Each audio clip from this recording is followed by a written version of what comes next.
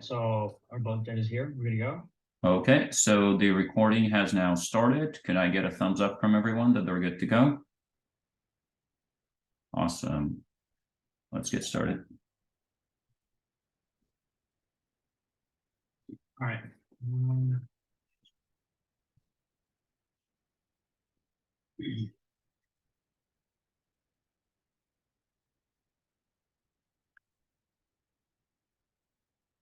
Really quickly before the round starts, how would everyone like POIs? For my partner and I, we can kind of just shout them out, and if we address them, that means we heard you. If we don't address them, that means just say it again. Yeah, verbal as well.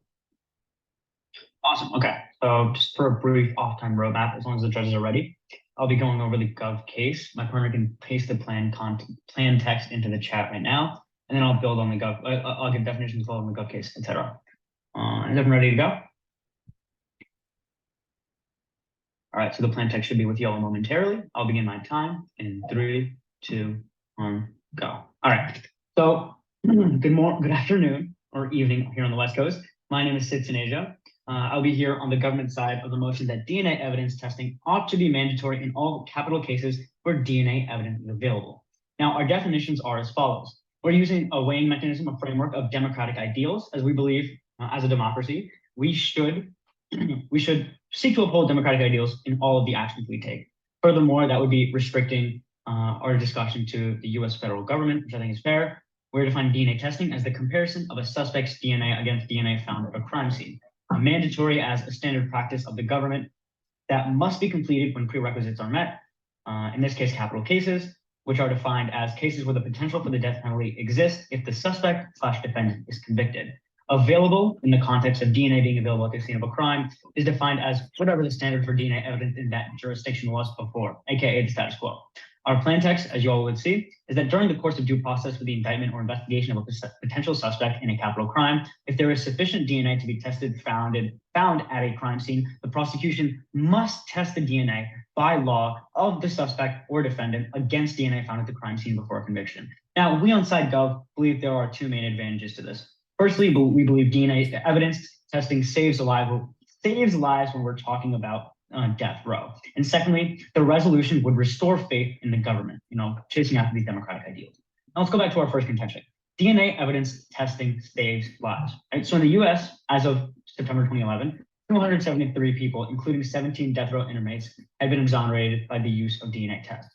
Now, when we're talking about death row inmates, any extra process by which we can exonerate them, for example, DNA evidence that is reliable, is a way to prove that a death row inmate who is innocent should not be killed. And as a result, we on SideGov believe if there is in fact a person on death row in the United States who is innocent, which is a scenario that is plausibly likely right now, instituting this would help save their life. Now, we also like to mention in our plan text that, to alleviate for concerns from past cases, anyone on death row right now who did not have DNA testing in their conviction would also be given DNA testing if the prerequisites are there, just to make up for this. Now, moving on. Everyone has unique DNA strands. Or did someone say POI? No? Okay. Oh, I didn't realize I was unmuted. I'm sorry. Sorry about that. All right. So everyone has unique DNA strands, meaning it's a markedly more reliable method of conviction than many current practices, many scientific practices, right? So if the DNA at the crime scene meets whatever is there, whatever standard is in that jurisdiction, it ought to be tested. Now, also, not basing the conviction off of DNA evidence alone, simply viewing it as we are not basing the conviction off of DNA evidence alone. We're simply viewing it as a necessary component when making such important decisions. The issue in capital cases is the finality of the sentence. There isn't a significant amount of time, there isn't a lifetime sentence where people on death row can continue to appeal and where some new scientific methods can be developed and other things can be changed. The matter of fact is the finality of a death sentence is something that cannot be ignored. When we are making convictions without DNA evidence considered, we are losing a crucial part of the consideration process. Now, let's talk about some of the impacts of this. Without DNA evidence, we would be allowing harmful criminals to get away, potentially allowing them to commit atrocious crimes again and again. So this is, as an insurance for if there's no DNA testing, then people who are actually killers may be allowed to go free. Now, secondly, we would be wrongfully committing the innocent to death, sometimes violating basic rights of freedom and due process, and thus harming both the individual's lives and society's ideals as a whole, as society will be less productive without a productive member of it. Now, we must consider that these both go towards democratic ideals because we want our government to be mandated, our courts to be mandated to carry out due process. We on SideGov believe that DNA testing is a crucial part of due process. But the matter of fact is, without this law, there may not be a guarantee that in every jurisdiction, in every small rural area, that DNA testing will always be done. Because we know that there are inherent biases of certain areas, especially politically polarized ones, which sometimes, as a result of things like racism or as a result of other biases like classism, cause the state to not make DNA tests or things as such, and people to not be able to afford to force DNA tests. And as a result, people can be misconvicted of a crime with a horrible finality. Now, our second contention is the resolution would restore faith in the government. Now, judges, you may be questioning, why do we need to restore faith in the government? Well, society right now is highly polarized, and many people view the government as incapable of getting capital or of convicting for capital crimes properly. Now, many people are against the death sentence as a whole, but most of them are against the death sentence because there are many people who are exonerated 10 years after being put on death row. And so by raising the standard by which someone will be put on death row in the cases where it is applicable, we are increasing society's trust in the selection process by which we decide to execute people. By doing so, we are staying true to American ideals of democracy. Now let's get back into more about why we need to consider the American perspective. Right? Fewer than half of Americans believe the death penalty is fairly applied. This motion would, as I said, increase Americans' belief in the death penalty by raising the standard and using an empirical form of evidence that generally society as a whole trusts, and thus the court system would have more trust in it. Right? And judicial systems are continuously described as discriminatory, racist for many of these people in, for example, BIPOC communities. So this one standard, DNA testing, allows a lot of the discrimination to be taken out. Because when DNA testing is forced in every rurality, we can confirm in the United States that no one defendant is not allowed to prove himself innocent with their DNA, a very plausible way to prove your innocence. Furthermore, my partner will elaborate more on the impact of the second contention, but I'd also like to get into a quick clarification of our plan text before my time elapses. So many of the arguments against the idea of mandatory DNA testing is that people worry that the DNA will be added to a database. Right? But in our plan text, we don't say we're going to add their DNA to a database. In fact, we are just comparing one piece of DNA to DNA found at the scene. There is even no testing against any databases. As a result, we don't view it fair as making an argument saying that the DNA will be stolen by the government and added to a database, or it will be run against other crimes. It will only be run against the crime in question. Thank you, and I urge a government ballot. Okay, hi judges. My name is Margaret Norman. I'm going to be the first speaker on the opposition in today's debate. My pronouns are she, her. Once again, I prefer verbal POIs. Are the judges' preferences for on-time or off-time roadmaps? Off time is fine as long as you don't make arguments during POIs and keep it brief. Yeah, of course. Okay, so I will just click off-time roadmap. Quick top case stuff, off case, gov case, pretty typical. Okay, my speech time is 8 minutes, with 30-second grace period, I believe. And if everybody's ready, I can start. I don't think that this tournament has a 30-second grace period. Oh, does this tournament not have it? Well, you can talk after your time is over, but I'm not going to flow anything you say. Yeah, I'm probably don't even need it anyways, but thanks for getting the heads up. Okay, so 8 minutes, no grace period. Starting my time on my first word. Judges, today I'm proudly standing in negation of the resolution. DNA evidence testing ought to be mandatory in all capital cases where DNA evidence is available. Though we mostly agree with the government's definitions, we do not agree with their weighing mechanism of democratic ideals. We really disagree with this for two reasons. One, we think that this is super duper vague, and we don't really understand, like, they don't define what democratic ideals are. They can just say that, oh, this fits democratic ideals, this doesn't fit democratic ideals. We think that gives the government too much power in today's debate. We just think it's really vague. It's not easy for you judges to weigh it on. Instead, we would like to weigh this on net benefit to justice. This is a specific thing that you can tell whether or not something meets it. Additionally, this is really what's important here. And this is what a lot of Gov's contentions go to. So I think we inherently agree on the fact that justice is the most important thing in today's debate.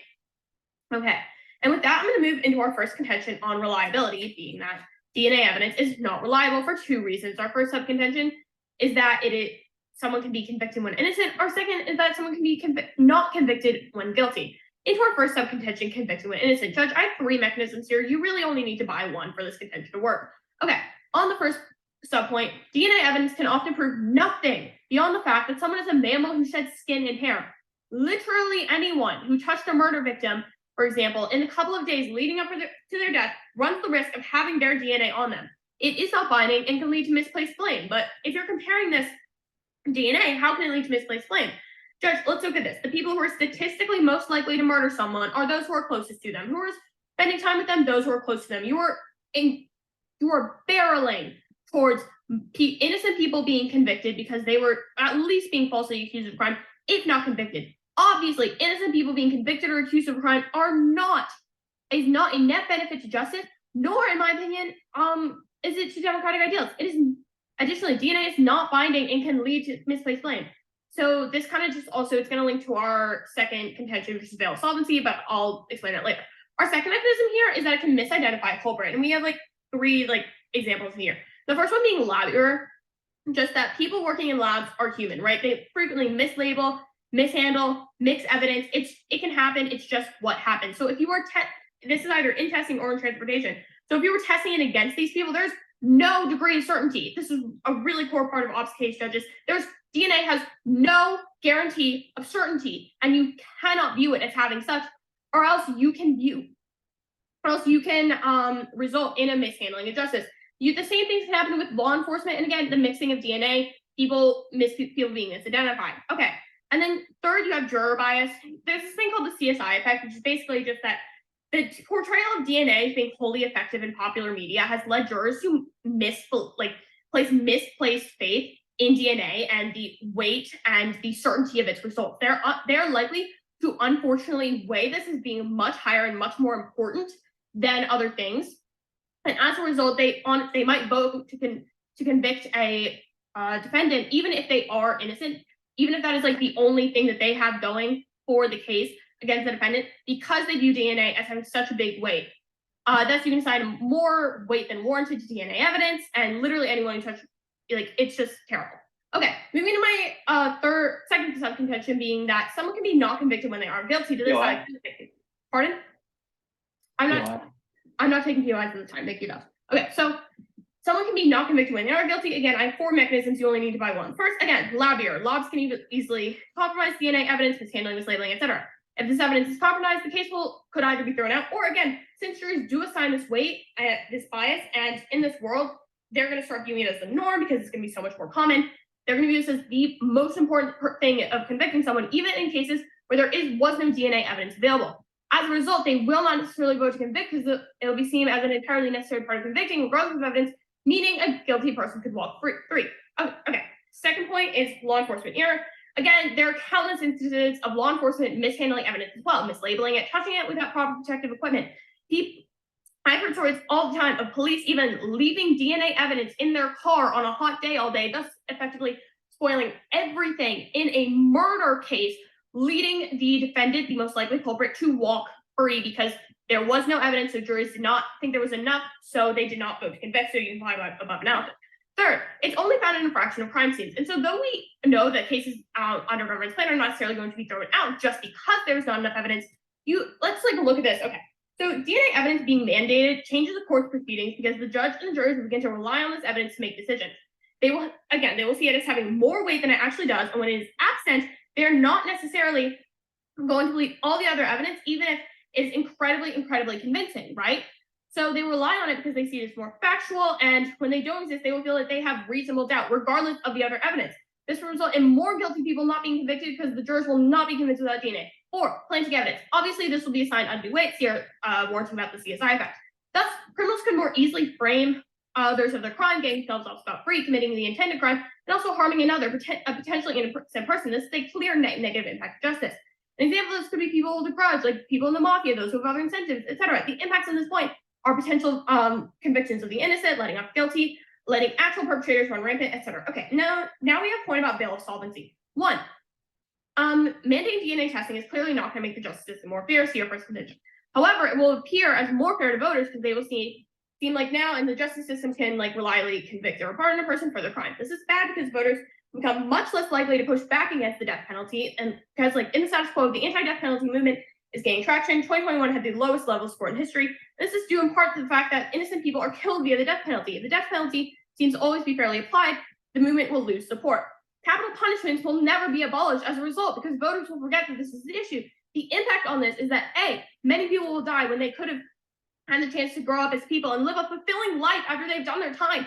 And B, a society that kills people that determines they are not worth saving is fundamentally dehumanizing, and thus the death penalty perpetrates this dehumanization of society as a whole, results in racism, sexism, classism, etc. Finally, we have already seen DNA evidence in courts and have since 1986, and yet 1 in 25 people in death row were innocent.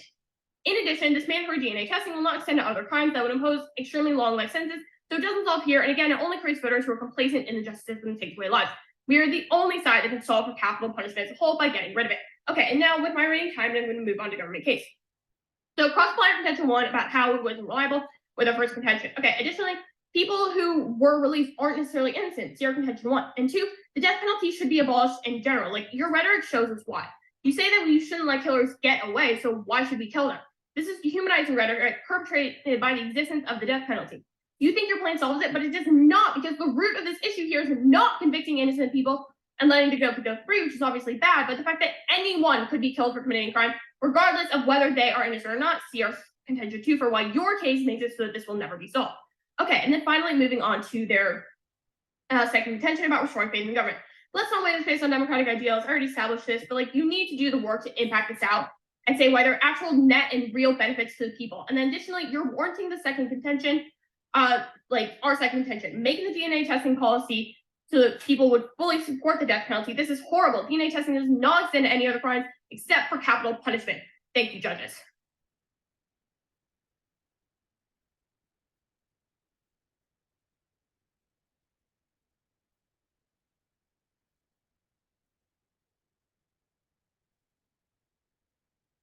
Sorry, I was getting this up.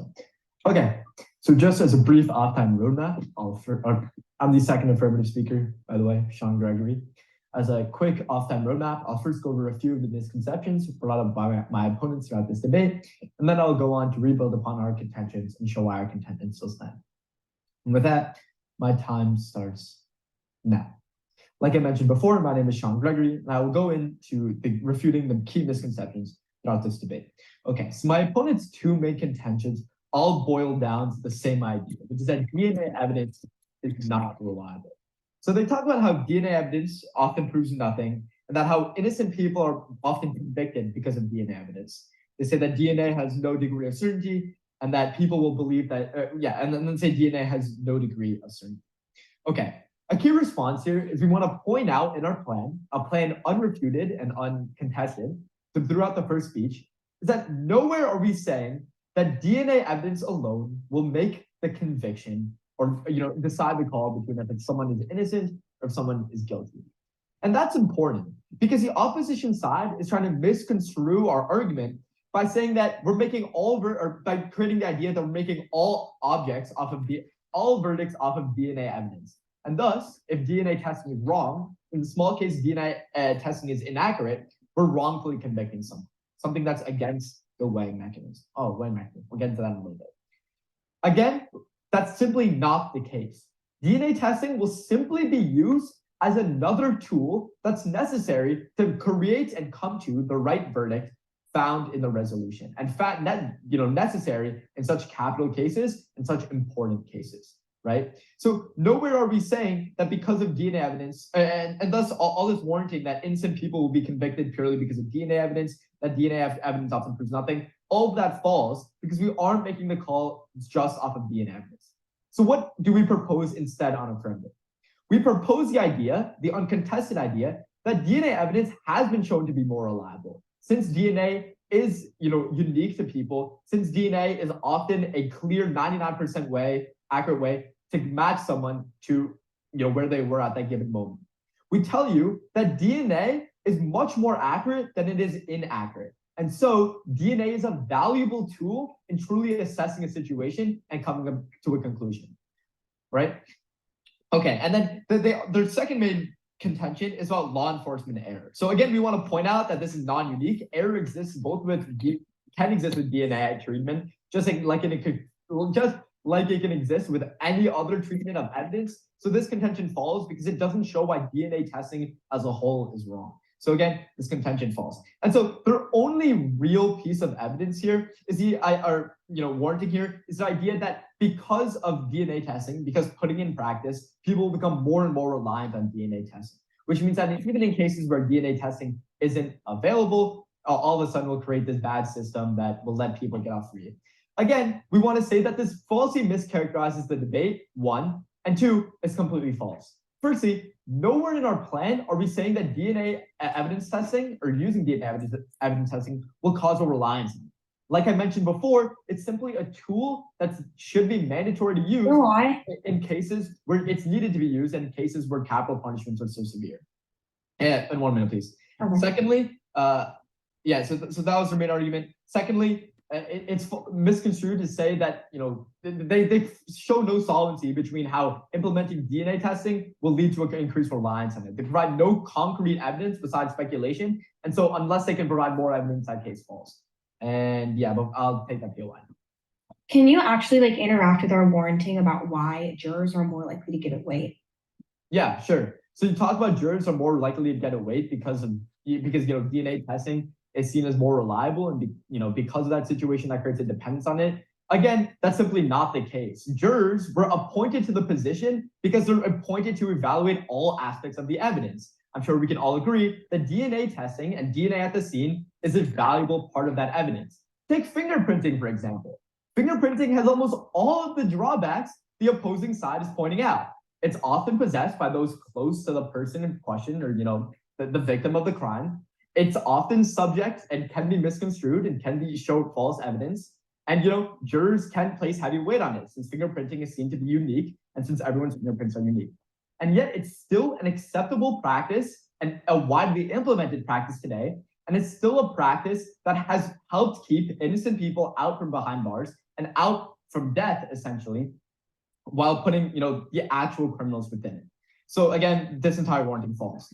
And finally, the other big thing is they talk about how the real problem is that voters will stop backing the anti-death penalty movement. And that's a problem because the opposition side is the only side that really solves for the death penalty by abolishing it. We on the affirmative side want to say that this is a completely different resolution from the topic. The topic is not debating whether capital punishment or the death penalty should be mandated or not. It's stating whether DNA evidence testing ought to be mandatory in these capital cases. So that entire idea there, and just any future ideas they might bring up about abolishing the death penalty, simply has nothing to do with the debate, and thus isn't in the spirit of this debate. And we thought that was important to point out. And now, briefly before rebuilding our contentions, to get into the idea of the weighing mechanism, they contended our weighing mechanism of democratic ideals by saying it was too vague, proposed a new one by saying it should be the net benefit to justice and the justice system overall. There really isn't a big clash here. We want to clarify that by democratic ideals, we mean that traditional ideals of equality, of liberty, of freedom for life, ideals that we in America hold to be sacred and widely put into place today. Net benefit to justice kind of falls into that. And so we don't see any problem with the weighing mechanism of democratic ideals since it doesn't clash with net benefit to justice, and we don't believe the opposition will. Okay, so to rebuild upon our case. Our first contention is that DNA evidence saves lives. My teammate brought up this idea that in the US, as of September 2011, 273 people, including 17 death row inmates, have been exonerated by the use of DNA tests. On that point alone, the ruling tips towards the AF side. We provide you concrete facts of how DNA testing has been used to save lives, to preserve this idea of the right to life, of the right for correct due process. We show you that DNA evidence as a tool is useful and imperative in ensuring a fair judicial system. So again, two impacts. Without DNA evidence, we'd be allowing harmful criminals to get away. Something we all know is wrong. If someone has committed a crime, they deserve to be punished for it. DNA testing, although not perfect, undoubtedly helps contribute to really making the right verdict on that condition. And second, we'd wrongfully committing the innocent, something that'd be bad. Second, as my team pointed out, second resolution, the resolution restored faith in government. Okay, warranting here. Fewer than half of Americans believe the death penalty is fairly applied. The motion, and since DNA testing is so reliable, would increase Americans' belief in the death penalty and thus in the court system. Furthermore, the judicial system is continuously seen as discriminatory, racist, etc., especially in areas with high crime rates where these capital crimes are generally completed. By implementing the resolution, we're renewing faith in the government to allow the government to combat global problems like climate change, aging populations, etc. Net impacts here, we're ultimately enforcing democratic ideals of equality while still benefiting all actors involved, both those committed to these crimes and those in society overall. Thus, by ruling on all of these actors and all of these impacts, the affirmative side is winning this debate. Thank you. Okay. All right, I'm gonna go top of case on like the misconceptions point and just like give like a round observation. I'm also going to address like the weighing mechanism issue. And then I'm going Sorry, to which piece of paper is the misconceptions point? What? What piece of paper is the misconceptions point? Could you just tell me which pieces of paper I should put in what order? Oh, I don't know where they put it, but I'm just addressing what they said. They were like, you guys had misconceptions, so I'm just responding to that. Where should I be filling that? Maybe our first contention or maybe like an overview, like top of case. It's just like kind of talking about like what's been going on in this debate and the types of arguments that they've been making versus what we've been making, if that makes sense. Yeah, just briefly, misconceptions were basically just an introduction to my refutations. So they were just my refutations, so they're key points. I don't know if that helps, but was that helpful or? I have three pieces of paper. The first one is government framework. The second one is the first government advantage. The second one is the second government advantage. Can you just tell me what order to put those in? Oh, I would say, okay, wait. I would say government framework then. Thank you. All right, thank you. Okay. First, I'll be going over the misconception, then our case, and then their case. All right. I will be starting my time now. So essentially, like the misconception that they say to like, I guess their introduction to their refutations is that they aren't saying that DNA evidence alone will make this decision. And a lot of their refutations to our case are essentially them saying, oh, well, this wasn't a part of our plan, so it's not true. Our entire case is warranting why these things happen. Like with this misconception, that they say we have, they're essentially saying like, oh, because we didn't make this a part of our plan, it can't happen. Like that's why the opposition actually has contentions, because then we're telling you why your plan isn't ideal. So this part of the DNA evidence alone making this decision is part of the reasons why your plan isn't ideal. So don't buy their refutations that are just essentially them saying, oh, we didn't say this. That's not a refutation. Okay, so now onto the weighing mechanism issue. I don't see how, again, what is democratic ideals in terms of a weighing mechanism, but I think we win this debate regardless of what you're weighing it on, whether it's faith in government, which I'll get to later, or the justice system and justice in this country. Okay, so onto our first contention about DNA testing not being reliable. So essentially their only responses to this are one, it's accurate most of the time, and two, we have fingerprinting. So first I'm going to respond to the accurate most of the time part.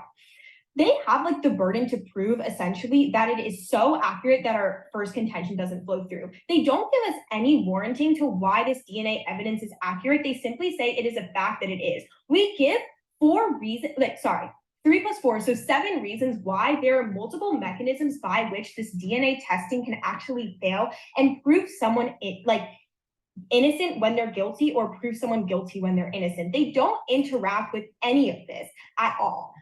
Okay, and then we would say that they are essentially saying jurors aren't going to give this undue weight, but we would, and then they said because the jurors are selected, I don't know if you guys knew this, but jurors are like normal people. Like that's why everyone's selected to like go on jury duty and why your teachers have to take off work to go on jury duty. A lot of people in the United States are going to have their own biases and put undue weight on things that appear to be scientific fact. DNA evidence sounds really professional and important, and a lot of people are in favor of it. If you just like look on the internet, they think it's a good thing. And so they're going to put undue weight on it. Other things like the alibi and like other things that have been going on during the crime and like the process by which we are convicting this person are going to lose a lot of their weight simply because jurors aren't going to see it as scientific hard evidence the way they see DNA testing. This is probably a bad thing because they might assign it so much weight that there could be no other evidence to convict a person guilty except for the DNA evidence that were there. And as my partner went through,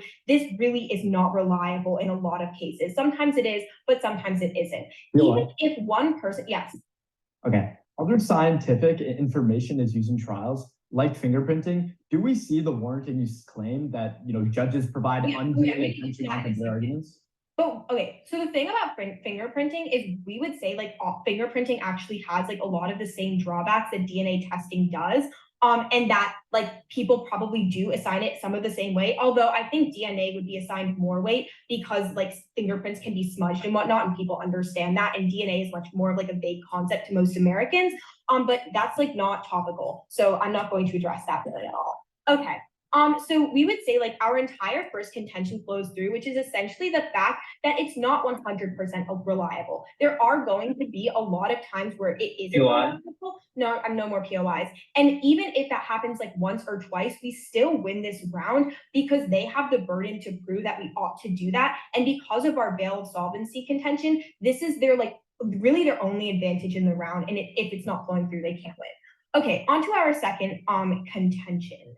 Is which is the veil of solvency. Again, their response to this was that it wasn't their plan and that we can't claim we abolished the death penalty. We're not saying that the opposition abolishes the death penalty. We're essentially saying like through the warranting that like my partner gave very well. I don't know if like maybe like it didn't come out right, but we're essentially saying that if the death penalty seems more like reasonably applied, as you guys stated in your second contention, people are going to have more faith in the justice system and more faith in the death penalty. This is a bad thing because we don't want the death penalty to happen because it results in dehumanization and essentially it kills people. Anything that garners more support for the death penalty is bad. We don't want this policy to pass because it'll ruin public support for abolishing capital punishment, which is a movement that has been gaining traction in recent decades.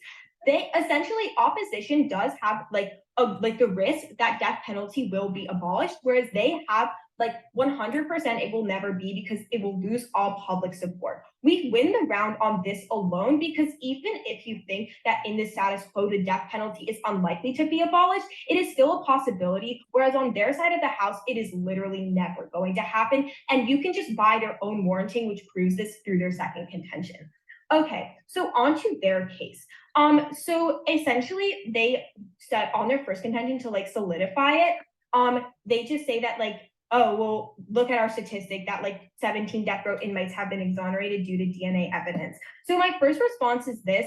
To this is that the rules of the tournament say that you can't, like judges can't weigh evidence over logical warranting. So don't weigh this just because it's like a fact that they found off the internet. Like that's not in the spirit of parley and it's against the rules of the tournament. Again, the government has the burden to show why their evidence is actually reliable. Give me reasons why DNA testing, why all the harms we stated in our first contention don't happen. Interact with the specificities of our case. If you're not doing that, you're not fulfilling your burden as the team of the government side. Okay. And yeah, essentially like your first contention, we agree that the finality of a death sentence cannot be ignored, which is like kind of like what the idea is. But what we're saying is the DNA testing is just going to increase jurors' faith in it, which is going to prove more innocent people guilty and more guilty people innocent, and ensure that the death penalty continues for decades and centuries to come in the United States. So on to your second contention about restoring faith in the government. Okay, so again, like they warrant our second contention here about how the death penalty will never go away. But additionally, even if you buy that this will restore faith in the government about the death penalty, it's the DNA testing is still not extended to any other crimes. It only exists for capital punishment crimes. Obviously, like this is significantly mitigating their second contention because most crimes don't have the risk of capital punishment. So essentially what this means is people really aren't going to have increased faith in the government due to the second contention because almost all crimes aren't going to have this like 100% DNA tested. And also via like all of our like reasons why DNA testing like isn't actually effective, it's not actually increasing justice. And so this faith is misplaced, and having less faith is actually better in our opinion than having misplaced faith, because we don't want to prop up and support a government and support policies that are actually harming people because we believe that they have net benefits. So essentially what we did is we knocked out all of their offense. They don't have restored faith in the government, and they don't have better justice in that innocent people are proclaimed innocent and guilty people are proclaimed guilty. But our contentions still flow through. For all these reasons, we are so proud to oppose. Okay, hi judges, still Margaret Norman. So I'm gonna get into my summary speech, not to exceed 4 minutes. My time will start my first word. Judges, my partner did an amazing job wiping the flow and explaining why this is a clear slam dunk for the opposition in today's debate. And I'm just gonna drive that home today. So I have really 3 voting issues here, and I'm gonna explain why we win on every single one of them and why there's absolutely no path to a gov ballot in either world. So once again, this is being weighed on like net benefit and the idea of what is a net benefit to justice, because they didn't really explain what democratic ideals were beyond this like vague idea of equality and what's best for America. But that's not a weighing mechanism, Judge. That's really just an idea of, that's just a bunch of like preaching. That's not an actual weighing mechanism, Judge. So we think it's much better way on this. So getting into my first weighing mechanism, which I think is our biggest issue in this round, which is the reliability of DNA evidence. Judge, this is unreliable, and we provided 7 mechanisms to prove why. Again, they did not show why it is reliable. The government, that is, did not show why DNA testing is reliable beyond 99% is reliable. But okay, first thing, judges, parley is an analytical event. You have to analyze, you have to prove why that is with logic, with reasoning. And per the rules of this tournament, you cannot just be like, oh, well, Google said so. No, that's not gonna work, judges. And then additionally, they ignored our warranting and did not interact with it beyond a just topical level when my partner POI'd them asking to, beyond just saying that's not true. There was no warranting. Once again, we provided 7 mechanisms for you, judges. You really just have to buy 1, 2, and they don't effectively mitigate a single one. Every single one flows through. Additionally, it costs resources to implement like DNA testing, and it's simply not worth it. They lose on wastefulness because as I highlighted in my first contention, you are taking away police resources, you're taking money, you're taking away legal resources when you're wasting it on something that isn't even effective. And even if you don't buy that, let's move into the idea of waste time. Yes. The idea of what proportion of the legal budget of the state goes towards DNA testing was literally never brought up before this speech. I'm pretty confident that I brought it up at the end of my first contention, but if not, judge discretion, my apologies. Okay, I'm at 2:07. I have roughly 2 minutes left. And I'm restarting my time in 3, 2, 1. Okay, and judges, even if you don't buy that, let's look at the weight assigned to DNA evidence. Again, when we brought this up, the government side of today's debate simply said, oh, that's not in our plan. But you can't just propose a plan and only reap the positive benefits. Our job as the opposition is to explain why this plan is a bad idea and why it would be a net negative impact on justice and society at large. So first, we have this idea of undue weight assigned to evidence because of the CSI effect and people viewing DNA evidence as being more worthy of attention than it is. And as a result, people are not going to convict, or they're going to falsely convict when it is not present, or when even like low confidence is present. But the government side of today's debate simply said that this is not true. We win on the fact that we have more people with the wrong verdict, and we proved to you why, judges. They didn't warrant why this was untrue. They didn't warrant why their side was better, why they solved this. We proved why DNA evidence is, even if it is sometimes true, when you don't have it, you will have undue weight and people walking free. Finally, the issue of benefits to the accused and the convicted. So I think the biggest issue here in this debate was the death penalty, and look to their second contention. With DNA evidence comes more faith in the death penalty, according to both teams. So if you take away, so if you have this unreliable, undue DNA evidence, you take away public support for abolishing capital punishment. Losing public support equates to the death penalty being more likely to be taken away. So it is not possible to be removed on their side, but it's likely there's a chance on our side, and we can win on this alone. Anyone dying is an undue death is a net negative impact to justice, both justice as well as democratic ideals. Additionally, people don't have an increased faith because the majority of crimes have no requirement of DNA testing. It's unreliable. And for these reasons and so many more, judges, I could not be prouder to oppose.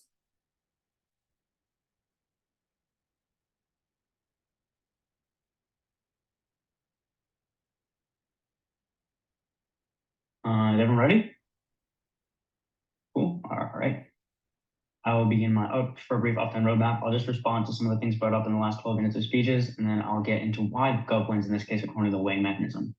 I'll begin my speech in 3, 2, 1. Good evening again, judges. My name is Fitznaja. I'd like to first go over some of the refutations that were just proffered by the opposing side. First of all, they defended their argument saying reliability. They essentially claim all CSI-based evidence is bad. If we extend this logic, no CSI evidence should be used, and therefore our courts would cease to function, right? All of the evidence, especially in these ruralities that I discussed in my first speech, would be subjective evidence. And we're going to see a mass incarceration of those oppressed by the status quo, as I mentioned in my first speech. Secondly, they say the majority of people are murdered by someone close to them. Then they also say that DNA can be on someone days after you're close to them. So they say DNA testing shouldn't be used, but their own logic proves it should be, right? If most people are murdered by someone close to them and DNA proves someone was close to them, it gives the jury more information, which is a key point in our case. The jury needs more information and the government needs a better ability, a better faith, right? Let's get into more about the reliability. They say, we think DNA can be assigned more weight. Judge, they don't prove why DNA should not be assigned more weight. They claim it'll lead to false claims by juries, but they give this evidence, this unaccredited evidence that, there's this CSI effect and that it's not 100% reliable. Well, judge, they don't proffer an alternative that is 100% reliable. As I said, with no CSI evidence, we'd see a mass incarceration of people as a result of subjective bias, so more bias, right? So their solution does not fix the problem of bias. Furthermore, jurors, as we mentioned, should be given all the information. Under democratic ideals or under whatever mechanism you choose, jurors should be given all the proper information. Furthermore, our plain text says that proper DNA evidence is that which fits any DNA evidence testing requirements in the jurisdiction prior. So DNA evidence that's left in a car in the sun, by the way, does not count in this case. Furthermore, they say the veil of solvency, really don't understand what that means. They don't really explain it really well. They say law enforcement mishandling evidence doesn't really make sense. They say the CSI effect again. Judge, if they can discredit all of our evidence of like 99% effective, then we can discredit their evidence of like this CSI effect. So what makes more sense to you, Judge? That DNA could prove that someone's a killer, or that there is some CSI effect that will overtake the minds of all of our jurors and ruin our entire judicial system, right? So now let's weigh the debate in the context of the weighing mechanisms. We're fine to concede the idea that we want to uphold democratic ideals, we want to uphold whatever makes a better judicial system, but we do think democratic ideals is still a better weighing mechanism because that's the main objective of the government. We are trying to follow the government's interest in representing their people as a democracy. It's self-explanatory. Now, as I mentioned, their two contentions are a fault. They have a lack of unique offensive. They don't really solve any of these problems. Now listen to our offensive. Firstly, DNA evidence saves lives. I'd like to connect this to the status quo. The status quo proves it saves lives. We've given examples in Texas, and the rule book does not say we can't use any evidence, Judge. It's just that you must consider the evidence as any unaccredited evidence. So you have to think logically, does that sound right? So if I told you without any source that 17 death row inmates were saved because of DNA evidence, do you think that would be true? And the logical understanding within our society is that DNA evidence can exonerate people. The development of DNA technology has exonerated many death row inmates. Furthermore, we proffer this idea that they say it's unfair for many reasons, and they even say that it'll stop anti-repealing movements that are trying to get rid of the death penalty as a whole. This isn't even a topical argument. We are not arguing about whether or not the death penalty should be removed. And furthermore, I don't believe they're mutually exclusive, right? We can improve the standard of the death penalty, and people can still want it to be repealed. If people are have such a hardcore belief that the death penalty should not exist, just because the standard for the death penalty increases does not mean this that this movement will fundamentally die, right? And secondly, we have another contention, better faith in government. They failed to really interact with our idea proffered by Sean, our second speaker, that when there's a better faith in government, the government has a greater ability to work on the global level to improve climate change, things like this. So we're going to consider this point to have been standing during this debate because they don't interact with this idea. In fact, they even say that, yes, people have a better faith in government and we don't like that as opposite, but they don't really prove why we shouldn't like that. They say when people have better faith, they'll have less faith, or they'll believe more in the death penalty and therefore they won't want to get rid of it. And we're not talking about the death penalty here, and they themselves admit people have better faith in the government. So that's really the crown jewel of our case here today, Judge. You've heard from the government side that there will be better faith in government, that we can handle we can handle things on the world scale, like climate change, like geopolitical issues, better if there's better faith in government. We have a clear link to net benefit for all as a weighing mechanism. We also have a clear connection to the weighing mechanism of democratic ideals. Now, let's also talk about just the case holistically, let's talk about the case holistically as a whole, right? The opposition has come to you, judges, and they've come with these arguments that really don't logically make sense, and arguments that are unaccredited. They say there's the CSI effect. They say that D&I. Sorry, yeah. Can we just stop time for a second? Sorry, this was not something you said earlier in your speech, but I wasn't sure whether or not the PLO it. Your response to our second contention analysis about the abolishing the death penalty, saying that people will still support it is new, and you had your speeches to respond to that, your MG. Sorry, can you please clarify what argument to which you are referring? Their argument would, as a response to they framed it as a refutation, saying that wait, excuse me, I'm losing my train of thought. I think I understand what you mean. Are you referring to when I said I don't think that, I didn't believe in the solvency of people getting rid of the death penalty or something like that? No, you said that that people will still support it. Your analysis that people are still going to support getting rid of the death penalty is new and definitely could have come in your MG because that was our second contention. Yeah, so first, I don't think the second contention was really well expanded upon in the first speech. I don't really understand the subpoints of solvency, but I apologize for that. It's just a refutation to what was said multiple times in the last 12 minutes of speaking. This is our first opportunity to respond. I was just giving analysis, as you said. Analysis is allowed. It's an analysis of the evidence you presented. I said I don't think your evidence really adds up to the claims you're warranting. I think it's a judge's discretion. I have 15 seconds left, so I'd like to get into that real quick. 3, 2, 1. So to summarize, judges, here are the impacts, right? On our side, we have this crown jewel contention that there is a better faith in government and the government can do more things. That went uncontested. And furthermore, we have DNA evidence saves lives. This is the intuitive thing to think. The status quo proves it's real. And the only evidence they have against it is this CSI effect. And as a result, Judge, I urge a government ballot. Thank you. Will you go first there because I hope you're okay. So I have just restarted the recording. And I think I heard Stacy say that I should go first. So I will do so. I have voted for the opposition. I have voted on, well, actually, let's first of all start with the framework. There was a framework debate about whether democratic ideals should be a better weighing mechanism than net benefits.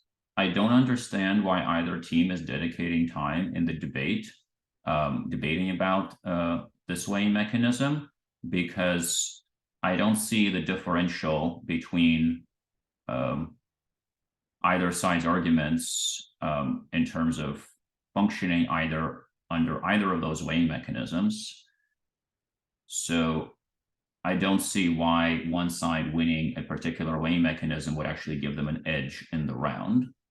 And it was never articulated by either team in terms of once we win this weighing mechanism, this excludes this argument from the other side. So I'm just kind of assuming that they're all functioning under either weighing mechanism. And I think that was kind of a waste of time.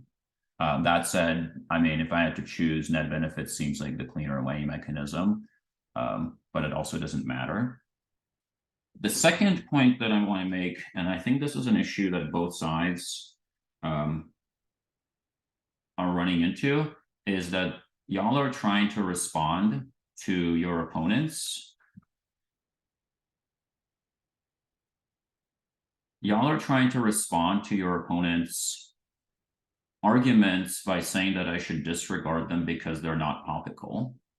But I think that's a fundamental misunderstanding of how topicality functions. Topicality is an argument about the plan text, and the government has the burden of providing a plan text which is topical, which in this case the government had done. There's no particular reason why every argument has to be topical, either on the aft side or on the neg side. The job of arguments isn't to be topical. The job of arguments is to link to something that the other team said. So for instance, the government brings up this question of fingerprinting, and they say, well, if you don't like DNA, then does that mean you're also against fingerprinting?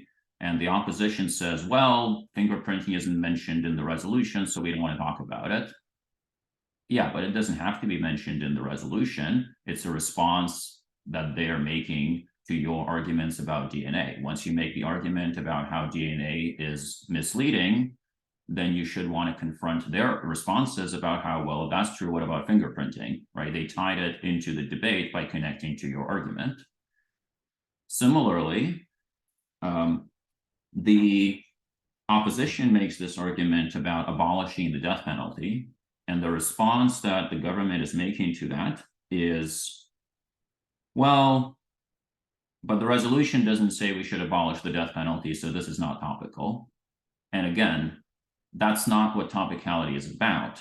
You are making the argument about trust in the government. You are making the argument about how increased trust in the government will make the public more likely to support the death penalty. You are now opening the door to them taking that argument and turning it against you.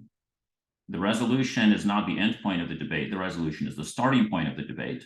So your plan text has to be resolutional, and then other things will tie to the plan text, and then other things will tie to the things that tie to the plan text, and so on. I think that mishandling this argument about the abolition of the death penalty ends up being fatal for the government team, because that's the argument that I end up voting on. Specifically, I get a very clear argument which says that in the status quo, there is this anti-death penalty movement, that in 2021, death penalty was at record low, and that there seems to be a pretty good shot of death penalty being abolished. This doesn't seem like something that the opposition is trying to do through a counterplan.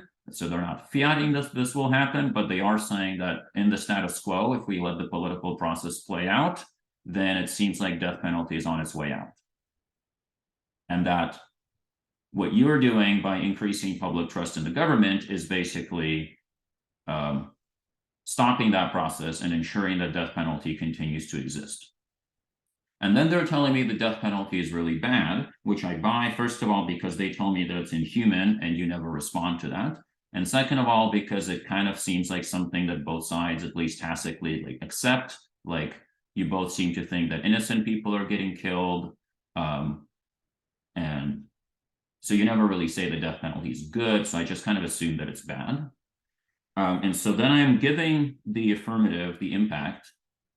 Sorry, I'm giving the opposition the impact that they can abolish death penalty, or at least have a high chance of doing so. The problem that I then have is that neither side is doing any weighing and rebuttals. So there are several other impacts in this round that I could look at, such as like exonerations that the government is going for, or faith in government helps us solve climate change that the government is going for. And there is never a clear attempt to weigh those impacts against the death penalty impact by either side. I think that whichever team had spent a little bit of time in the rebuttal actually weighing out those impacts would have had a much cleaner path to victory. But in the absence of any weighing done by either team, I kind of have to end up doing a lot of that weighing myself, which I'm not very happy about, but I'll do. And I end up weighing the death penalty impact from the opposition above the exonerations impact from the government, because it seems to me like if we abolish the death penalty, then there will be no wrongful convictions, and we won't need to exonerate anyone because nobody will be killed. So it seems like the bigger impact. But again, that's me doing work for you because neither side is doing work on their own. But just kind of intuitively, it seems like abolishing the death penalty is the easier solution to people getting wrongly convicted and getting the death penalty. That seems like 100% solvency there. Then there's the second impact that the government could go for, which is we increase faith in the government, and therefore the government will be able to do things like solve climate change. I don't weigh that impact as highly as I would the impact of abolishing the death penalty for two reasons. First of all, this only really comes about in the member speech. In the original speech, you just ended at, we increase trust in the government and everybody loves the government, so the more we trust it, the better. And there is really no terminalization of impacts there. I don't know why it's good to increase trust in the government. I'm sure a lot of people might say that maybe we should have less trust in the government because maybe the government does some shady things. But you never really link it out to anything that actually like impacts people's lives in a positive way, or even to your own weighing mechanism of increasing democracy. I don't know why more trust in the government means the word more democratic. Maybe people in some dictatorship really trust the government because they're indoctrinated to do so. So there's really no connection to any terminal impacts there. And then in the member speech, you have this throwaway impact of climate change. But in order for me to vote for that over their death penalty argument, I think you would have to do a lot more work between like just the link chain between we have DNA evidence and going from there to therefore we solve climate change. I just don't buy it. I think that that's a bit of a stretch compared to their death penalty argument, which is a lot more step-by-step explained to me. Finally, in terms of a couple of comments that I have, I think I'm done explaining why I voted. Now going to comments, going to the negative argument or the opposition argument that this is going to create like once DNA is required, then jurors will think of it as the norm and they will start weighing it more. I think that's a fantastic argument. I think the government does not do a very good job responding to it because your argument is, well, our plan doesn't say that it will be the norm. But just because your plan doesn't say something doesn't mean your plan won't have that effect, right? We want to distinguish between what's textually in the plan versus what the plan might cause once it's implemented, right? Just because this is not the intended consequence of your plan doesn't mean it won't be a consequence. And the second argument you say here is that they have no evidence, which is not a great response because they don't need evidence. They just need to give an analytical or logical warrant for why this is true, which they do. The mistake that I think the opposition then does is that so like this argument is kind of crucial to your case, and they give two responses, and both of them are bad. And instead of just, letting them hang themselves on their own rope, you then make a POI saying, hey, could you please make more responses? Why would you do that? You're not their coach. You're not there to help them. You're trying to beat them. The fingerprinting argument was a good one, but not sufficiently developed. The fingerprinting argument you were saying is like, well, if you don't like DNA, don't you like, what about fingerprinting? And I think there is a version of that argument that I would have voted on, but not the version that you presented, right? What you need to say is that in the absence of DNA evidence, jurors will then look to other evidence such as fingerprinting, which is even worse, and then use that as an offensive reason, as a term, basically, to vote for you. Does that make sense? But what you do instead is you just say, well, so does that mean we just like get rid of fingerprinting also? But you never really impact that out to why I should vote for you. The last point I'm going to say here is that on the first advantage, the affirmative makes this argument that there are all sorts of biases. We live in a polarized society. People are racist, classist, juries are going to make bad decisions, right? I think that's a very dangerous argument for you to be making because you, the affirmative or the government team, want to be on the side saying that juries are generally pretty reasonable. And if you give them solid DNA evidence, they're going to do a really good job handling it, right? I think you're really arguing for your opponents by casting doubt on how well juries can handle these trials. Does that make sense? And then I think that the opposition never really takes advantage of that, right? So y'all are saying like, well, the juries are going to screw up looking at DNA evidence because jurors are not reliable. And you're trying to make that analysis on your own, whereas they've handed this analysis to you on a silver platter in their first speech, and then you're just not utilizing it. I think that's all the comments I had. And I'll let Stacy go next, and then if y'all have comments for either of them, let's do those at the end.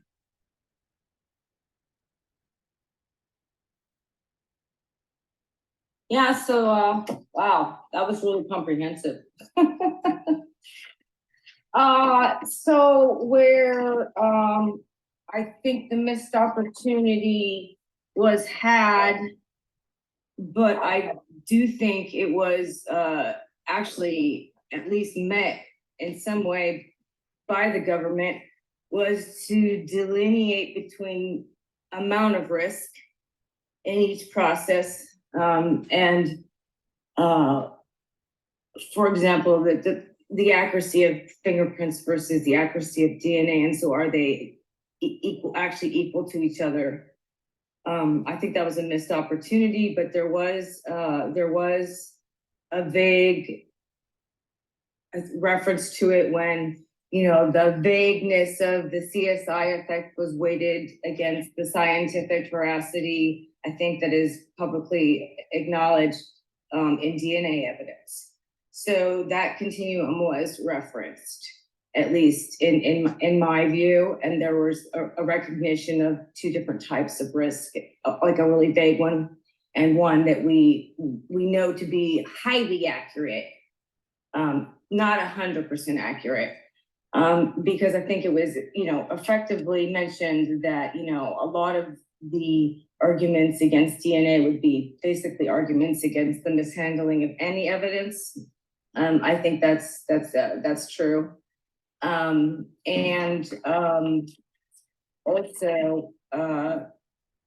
I wanted to point out that it was the opposition had a really great argument. I agree when it talks about misplaced versus less faith, and I think that was an excellent argument. It was a really well done. But I you know, some people just don't buy that, and so I'm one of them. I don't make the leap to the death penalty like the other judge does, making it a crucial point in this round, because it just, I just don't see it as, I don't get there. Let me put it that way. I understand the applicability of it, but I would not have actually voted on that point. But I do think that, you know, there wasn't enough done in the opposition to distinguish, you know, why it was so unreliable. You know, it was continually said, and it was pointed out by the government that, you know, why it was unreliable wasn't addressed. You know, absent any normal misconduct of mishandling, which is to be expected. So that was crucial for me. And I think the essential difference, which I think is all you really need, because that was a really, really great judge coaching you just got from the other guy. I want to tell you that was really well thought out, and I appreciated it as a peer judge. It was really fantastic, and this was a good round. Is there anything else you wanted to know, or anything I can ask a question? Any questions or anything? Okay. Thank you, I think- guys. I Thanks think for the- judging. Good round. I think, Thank you. Yeah, good round, guys. Thank you for judging. Yes. I think one of the government debaters is trying to say something. Oh, yes, we can't hear you. Okay, I can just ask the question for him if that's all right. Can anyone hear me? Yeah. I don't hear you. Well, Okay. let me see. We just wanted to clarify, for which side, Judge Kilroy would voted on. Which side I voted on? Yeah, Yeah, I voted for the government. okay, thank you. Thank you guys for the debate. It was a really great debate. All right, great work, And- everyone. Thank Thank you. you for all the comments. Thank you so much. Yeah, thank you for the feedback. Have a good night, guys. Bye.